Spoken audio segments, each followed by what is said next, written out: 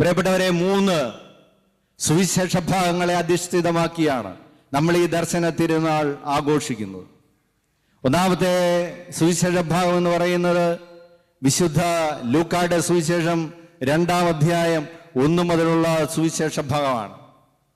ആ സുവിശേഷ ഭാഗത്ത് ആട്ടിടയന്മാർക്ക് കിട്ടിയ സന്ദേശമാണ്. ആ സന്ദേശത്തിന്റെ അടിസ്ഥാനത്തിൽ അവർ പോയി ഉണ്ണി മിശിഹായെ കണ്ടു. അവർക്ക് ദൈവത്തിന്റെ ദർശനമുണ്ടായി. അവർ ഉണ്ണീശോയെ കണ്ടു. പിന്നീട് സുവിശേഷം പറയുന്നു, അവർ മറിയത്തോടും ജോസഫിനോടുമൊപ്പം ഉണ്ണിയെ കണ്ടു. ആ വാർത്ത സമീപ പ്രദേശങ്ങളിലെല്ലാം പറഞ്ഞു. അവർ പറഞ്ഞത് കേട്ട് ചുറ്റുമുള്ളവർ അത്ഭുതപ്പെട്ടു. ഉണ്ണി മിശിഹായെ കണ്ട പാവപ്പെട്ടവരുടെ കാഴ്ച ഒന്നാമത്തെ നമ്മുടെ ധ്യാന വിഷയമാണ്. നിരാലംബരായ മനുഷ്യര്, സമൂഹം തള്ളിയവര്, അവര് കണ്ട ദർശനം, അവര് ദൈവത്തെ കണ്ട കാഴ്ച ഒന്നാമത്തെ നമ്മുടെ ധ്യാന വിഷയമാണ്. രണ്ടാമത്തത് വിശുദ്ധ മത്തായിയുടെ സുവിശേഷം 2-ാം അധ്യായം 1 മുതൽ 12 വരെയുള്ള തിരുവചന ഭാഗമാണ്. അവിടെ ജ്ഞാനികളായ രാജാക്കന്മാർ എത്തുന്നു. നക്ഷത്രം കണ്ടിട്ട് അവരെത്തുകയാണ്. അത് ഈ ലോകത്തിലെ ഭരണകർത്താക്കൾക്കും ചിന്തകർക്കുമുണ്ടായ ദർശനമാണ്. ഈ ദർശനം ലോകത്തെ മുഴുവൻ സമഗ്രമായി ബാധിക്കുന്ന ഒരു ദർശനമാണ്. അവര് പുൽക്കൂട്ടിൽ ഉണ്ണിയെ അമ്മയായ മറിയത്തോടൊപ്പം കണ്ട് അവരുടെ കാഴ്ച അവിടുത്തെ മുമ്പിൽ സമർപ്പിക്കുകയാണ്. എന്നിട്ട് അവര് തിരിച്ചു പോകുന്നു. ജ്ഞാനികൾക്കുണ്ടായ ദർശനം, ഈ ജ്ഞാനികൾക്കുണ്ടായ ദർശനം ലോകാരംഭം മുതൽ പ്രവചിക്കപ്പെട്ട ദർശനമാണ്. എല്ലാ ചിന്തകരുടെയും ഉള്ളിലുണ്ടായിരുന്നതാണ്. ചൈനയിലെ കൺഫ്യൂഷ്യസ് എന്ന് പറയുന്ന മഹാജ്ഞാനി പറഞ്ഞു, യൂദയായിൽ നിന്ന് ലോകത്തെ മുഴുവൻ അടക്കി ഭരിക്കാനുള്ളവൻ പുറപ്പെടും. സിസറോ എന്ന് പറയുന്ന റോം കണ്ട ഏറ്റവും വലിയ പ്രസംഗകരിൽ ഒരാൾ പറഞ്ഞു, ഇതാ ഒരു വലിയ സൂര്യോദയം യൂദയാദേശത്തു നിന്നുണ്ടാകും. ആ ഒരു ദർശനങ്ങളുടെ പൂർണ്ണതയായിട്ടാണ് ഈ ജ്ഞാനികൾ, ഭരണകർത്താക്കൾ ഉണ്ണീശോയെ കാണുന്നത്. അവർക്ക് ദൈവത്തിന്റെ ദർശനം ഉണ്ടാവുകയാണ്. മൂന്നാമത്, യഹൂദ ചരിത്രത്തിന്റെ പാരമ്പര്യത്തിൽ നിൽക്കുന്ന ഒരു മനുഷ്യനുണ്ടാകുന്ന കാഴ്ച. അത് ശമീയോൻ എന്ന് പറയുന്ന പ്രവാചകനാണ്. വിശുദ്ധ ലൂക്കായുടെ സുവിശേഷം 2-ാം അധ്യായം 25 മുതലുള്ള തിരുവാക്യങ്ങളിൽ നമ്മളത് കാണുകയാണ്. അവിടെ ഉണ്ണീശോയെ കയ്യിലെടുത്തിട്ട് ഈ മഹാനായ ആ മനുഷ്യൻ നീതിമാന്മാരുടെയും ദൈവഭക്തരുടെയും പ്രതീകമാണ്. നീതിമാന്മാർക്കും ദൈവഭക്തർക്കും ഉണ്ടായ ദൈവത്തിന്റെ ദർശനമാണ് ആ കാഴ്ച. കയ്യിലെടുത്തിട്ട് പറഞ്ഞു, ഇതാ സകല മനുഷ്യർക്കും വേണ്ടിയുള്ള വലിയ രക്ഷ എന്റെ കണ്ണുകൾ കണ്ടു കഴിഞ്ഞു. അങ്ങയുടെ ദാസനെ സമാധാനത്തിൽ വിട്ടയക്കണമേ. വിജാതിയർക്ക് വെളിപാടിന്റെ പ്രകാശവും അവിടുത്തെ ജനമായ ഇസ്രായേലിന്റെ മഹത്വവുമായ ആ കാഴ്ച എന്റെ കണ്ണുകൾ കണ്ടു കഴിഞ്ഞു. പ്രിയപ്പെട്ടവരെ, ഇതാണ് ഈ ദർശന തിരുനാളിന്റെ സാരസംഗ്രഹം. എല്ലാ തലങ്ങളിലുള്ള മനുഷ്യർ കണ്ട ദൈവത്തെ കണ്ട കാഴ്ചയാണ്. അവർക്ക് കിട്ടിയ ആ വലിയ തിരിച്ചറിവാണ്, ആ ദർശനമാണ് നമ്മൾ കൊണ്ടാടുന്നത്. അവർക്ക് എന്ത് തിരിച്ചറിവാണെന്ന് കിട്ടിയത്? 2 തിരിച്ചറിവുകൾ അവർക്ക് കിട്ടി. ഒന്നാമത്തേത്, ദൈവം ഇതാ ദരിദ്രനാണെന്നുള്ള ദർശനം, ദൈവം ഇതാ എളിയവനാണെന്നുള്ള ദർശനം. അന്ന് വരെ ദൈവത്തെക്കുറിച്ചുള്ള സകല സങ്കല്പങ്ങളും, ഒരുപാട് സങ്കല്പങ്ങൾ ലോകത്തിലുണ്ടായിരുന്നു.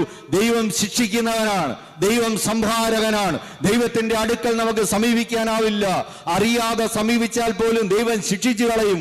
നന്മതിന്മകളെ തൂക്കി അളന്നിട്ട് ശിക്ഷിക്കാനിരിക്കുന്ന ക്രൂരനായ വിധികർത്താവായി ദൈവത്തെ സങ്കല്പിച്ചുകൊണ്ടിരുന്ന ഒരു കാലഘട്ടത്തിലാണ് ദൈവം തമ്പുരാൻ മനുഷ്യനായ അവതാരമെടുത്തിട്ട് പറയുന്നു, ഞാൻ നിങ്ങളുടെ സ്നേഹിതനാണ്. ദൈവം സ്നേഹമാണ്, ദൈവം രക്ഷകനാണ്, ദൈവം വിധിയാളനല്ല, ദൈവം എന്റെ സുഹൃത്താണ്, ദൈവം എന്റെ കൂട്ടുകാരനാണ്, ദൈവം എന്റെ പിതാവാണ്. ലോകത്തിന്റെ സകല ധാരണകളും മാറ്റിമറിക്കപ്പെടുന്നു ആ ജനനത്തിൽ. ഉണ്ണീശോ സകല ധാരണകളെയും മാറ്റിമറിച്ചു. രണ്ടാമത്തെ ദർശനമെന്ന് പറയുന്നത് ഇതാണ് പ്രിയപ്പെട്ടവരെ. രണ്ടാമത്തെ ദർശനം ഇതാണ്. ദൈവം തമ്പുരാൻ സകല മനുഷ്യരുടെയും ദൈവമാണ്. ജാതി മത വർഗ വർണ്ണ ഭേദമില്ലാതെ എല്ലാ മനുഷ്യരും സഹോദരങ്ങളാണ്. സകലർക്കും വേണ്ടിയാണ്. പാപിക്കും പുണ്യവാനും ദൈവം സമീപസ്ഥനാണ്. അന്ന് വരെയുള്ള ചിന്തയിൽ പാപിയെ സമൂഹത്തിന്റെ പിന്നാമ്പുറങ്ങളിലേക്ക് തള്ളിയിരുന്നു. രോഗികളായ മനുഷ്യരുടെ അടുത്തേക്ക് ആളുകൾ പോയിരുന്നില്ല. ബെൻഹർ എന്ന് പറയുന്ന പ്രസിദ്ധമായ ഒരു സിനിമയുണ്ട്. ആ സിനിമയിൽ കുഷ്ഠരോഗികളെ ചിത്രീകരിക്കുന്നുണ്ട്. ലോക സിനിമാ ചരിത്രം കണ്ടതിൽ വെച്ച് ഏറ്റവും മനോഹരമായ സിനിമകളിലൊന്നാണ് ബെൻഹർ. അവിടെ കുഷ്ഠരോഗികളുടെ താഴ്വാരം എന്ന് പറയുന്ന ഒരു താഴ്വാരമുണ്ട്. അവിടേക്ക് ആരും പോകില്ല. കുഷ്ഠരോഗികളെ കൊണ്ടുവന്ന് അവിടെ വെറുതെ ചരല് കൂട്ടിയിരിക്കുന്ന പോലെ കൂട്ടിയിട്ടിരിക്കുകയാണ്. അങ്ങോട്ട് ആരും തിരിഞ്ഞു നോക്കില്ല.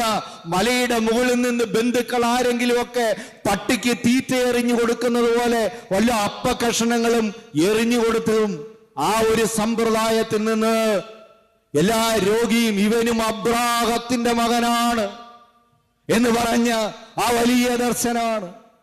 ഇവനും അബ്രാഹത്തിന്റെ മകനാണ്. ആ പാപിയെയും പരിത്യക്തനെയും രോഗിയെയും മാറോട് ചേർത്ത് ആശ്ലേഷിച്ച സർവാശ്ലേഷിയായ ആ ദൈവദർശനം. അതാണ് പ്രിയപ്പെട്ടവരെ ലോകം കണ്ടത് വെച്ച് ഏറ്റവും വലിയ നിരീശ്വരവാദി എന്ന് പറയുന്ന റിച്ചാർഡ് ഡോക്കിൻസ്.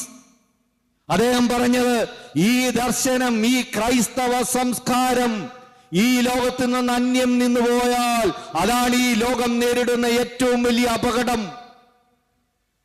ഈ സ്നേഹത്തിന്റെ, കാരുണ്യത്തിന്റെ, ഈ സാഹോദര്യത്തിന്റെ, ദയയുടെ, സഹനത്തിന്റെ ഈ സംസ്കാരം എവിടെ നിന്നൊക്കെ നഷ്ടപ്പെട്ടു പോകുന്നുവോ അവിടെയൊക്കെ ഹിംസയും അക്രമവും അസഹിഷ്ണുതയും വൈരാഗ്യവും പകയും ഒക്കെ കൂടുതൽ കൂടുതൽ ഉണ്ടായി വരും. അതുകൊണ്ട് ഈ നിരീശ്വരവാദിയാണ് പറഞ്ഞത്, ഇന്ന് ലോകത്ത് ജീവിച്ചിരിക്കുന്നതിൽ വെച്ച് ഏറ്റവും വലിയ നിരീശ്വരവാദി. ഈ സംസ്കാരം തകർന്നാൽ അതാണ് ഈ ലോകം നേരിടുന്ന ഏറ്റവും വലിയ ഭീഷണി. പ്രിയപ്പെട്ടവരെ, ഇന്ന് ഈ തിരുനാൾ ആഘോഷിക്കുന്ന സമയത്ത് നമ്മുടെ, എന്റെയും നിങ്ങളുടെയും മനസ്സിൽ ഉണ്ടാകേണ്ട ചിന്ത അത് തന്നെയാണ്. ഈ നന്മയെ വാഴ്ത്തിപ്പാടി ഇവിടെയുള്ള നാനാജാതി മതസ്ഥരെല്ലാം കഴിഞ്ഞിടെ മരണമടഞ്ഞ മലയാള സിനിമയുടെ തന്നെ ചരിത്രത്തിലെ ഏറ്റവും മഹാന്മാരിൽ ഒരാളായ ശ്രീനിവാസന്റെ ഭാര്യ പറയുന്നത് നമ്മൾ കണ്ടില്ലേ ഒരു അഭിമുഖത്തിൽ? ക്രിസ്തു എന്നും എന്റെ കൂടെ ഉണ്ട്. ആ ഹൈന്ദവ സ്ത്രീ പറയുകയാണ്, എന്റെ ജീവിതത്തിന്റെ ആരംഭം മുതൽ എന്നും എന്റെ കൂടെയുള്ള സുഹൃത്താണ് എന്റെ ക്രിസ്തു. ധ്യാൻ ശ്രീനിവാസൻ അവിടെ അമ്മയെ ചുമ്മാ തമാശാക്കി പറയുന്നുണ്ട്. അപ്പോൾ അമ്മ പിടിവിടുന്നില്ല. അമ്മ ഒന്നുകൂടെ ഉറപ്പിച്ചു പറയുകയാണ്, ക്രിസ്തു എന്റെ സ്നേഹിതനാണ്. ഇതാണ് സകല ജനങ്ങൾക്കും ഉണ്ടായ തിരിച്ചറിവ്. അവരവരുടെ വിശ്വാസത്തിൽ നിന്നുകൊണ്ട് തന്നെ സകല മനുഷ്യരും ഈശോയെ കുറിച്ചുള്ള നന്മ ഏറ്റു പറഞ്ഞു. അതാണ് ഓസ്കർ അവാർഡ് ജേതാവായ എ.ആർ. റഹ്മാൻ. ആ വീഡിയോ ഒക്കെ നമുക്ക് കാണാനുണ്ടല്ലോ യൂട്യൂബിൽ. അദ്ദേഹത്തിനോട് ചോദിച്ചു, ഒരു ചാനൽ പ്രവർത്തകൻ ചോദിച്ചു, whom do you want to see again? താങ്കൾ ആരെയാണ് കാണാൻ ആഗ്രഹിക്കുന്നത്? താങ്കൾക്ക് ഒരാളെ കാണണമെന്ന ആഗ്രഹമുണ്ടായാൽ ഏറ്റവും അധികം താങ്കൾ കാണാൻ ആഗ്രഹിക്കുന്ന ആരെയാണ്?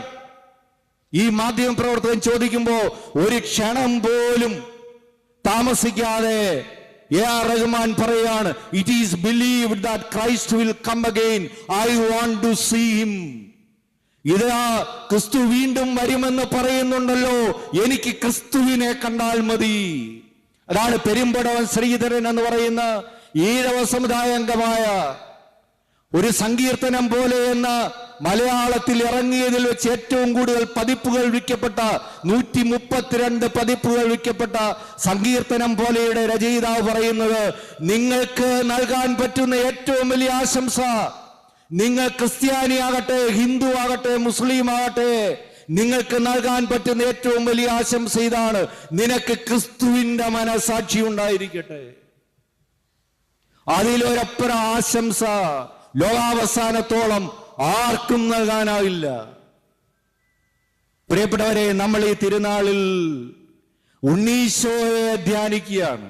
ഉണ്ണീശോയുടെ ഹൃദയത്തെ ധ്യാനിക്കുകയാണ്. ലോകം കണ്ട ആ ദൈവ ദർശനത്തെ ധ്യാനിക്കുകയാണ്. ഞാനൊരു കഥ കൂടെ പറഞ്ഞ് എനിക്ക് അനുവദിക്കപ്പെട്ട ആ സമയത്തിൽ ഈ കഥ കൂടെ പറഞ്ഞ് ഞാൻ അവസാനിപ്പിക്കുകയാണ്. ഇത് ഒരുപക്ഷെ കഥയായിരിക്കാം, അല്ലെങ്കിൽ സംഭവമായിരിക്കാം. അത് നടക്കുന്നത് ബോംബെയിലാണ് എന്ന് പറയുന്നു. ഇന്ന് ബോംബെയിലൊക്കെ അങ്ങനത്തെ സംഭവം നടക്കുമോ എന്ന് നമുക്കറിയില്ല. ഇന്ന് ഒരുപാട് തരത്തിലുള്ള അന്ധകാര ശക്തികളുടെ ആക്രമണങ്ങൾ ഉണ്ടായിക്കൊണ്ടിരിക്കുകയാണ്. ക്രിസ്മസ് പോലും നന്മയുടെയും സ്നേഹത്തിൻ്റെയും ശാന്തിയുടെയും ഒക്കെ അടയാളങ്ങൾ പോലും തച്ചു തകർക്കപ്പെടുകയാണ്. അതുകൊണ്ട് ചിലര് പള്ളികളിൽ പോലും അതിക്രമിച്ച് കയറിയിട്ട് പറയുകയാണ്, ഇങ്ങനെയുള്ള കാര്യങ്ങൾ, ഈ വിദേശ കാര്യങ്ങൾ ഇങ്ങോട്ട് വേണ്ടത്രേ.